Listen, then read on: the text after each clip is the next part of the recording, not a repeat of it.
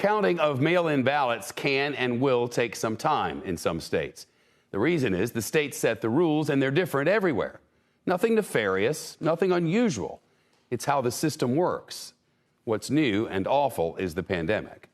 Michael Beschloss now, author and NBC News presidential historian. Michael, thank you.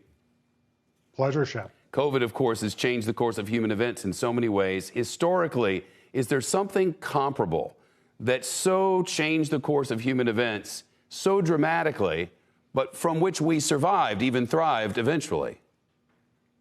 Hard to think of something like this. You know, the obvious comparison is the influenza pandemic of 1918, 1919.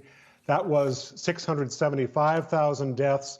It didn't change the course of politics because that took place within Woodrow Wilson's second term. By the time the next president was installed, which was Warren Harding in 1921, that was but a memory.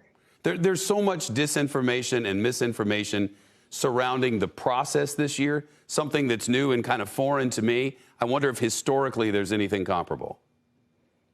No, you have not had a situation where a president has said, I have a real worry that this is not going to be a legitimate election. And in fact, I am thinking about very seriously, lawsuits beginning on election night. And he's predicted that this will go to the Supreme Court. That is something that we haven't seen before. The real test of this election, Shep, is going to be 10 years from now, if Americans will say, I liked who was elected or I don't like who was elected, but I think it was a fair and accurate election. If it's not, it's going to be a big amount of damage for our democracy for a long time to come. I wondered if you think our credibility on these matters is on the line here. Absolutely, because what our country has always been is a country that says we have the best system on earth, which is a democracy. We have free elections that you other countries on earth should emulate. If we have an election that seems to be flawed or in some way corrupt that all Americans can't get behind, that's going to be very hard for us to say that we are the last best hope of humankind, as Jefferson said. The president could have tried to expand his base, as most presidents do after they win an election. He made a decision in the early going not to do that and never tried. Is there anything historically that says presidents who do that can go ahead and win anyway?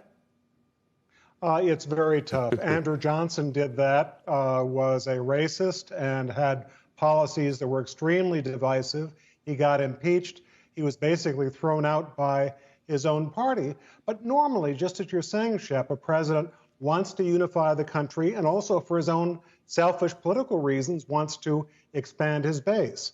For whatever reason, Donald Trump from the very beginning, as you've suggested, has taken a point of view that I want to make sure that people who voted for me are still happy with me and maybe I can get reelected. That looks very problematical tonight.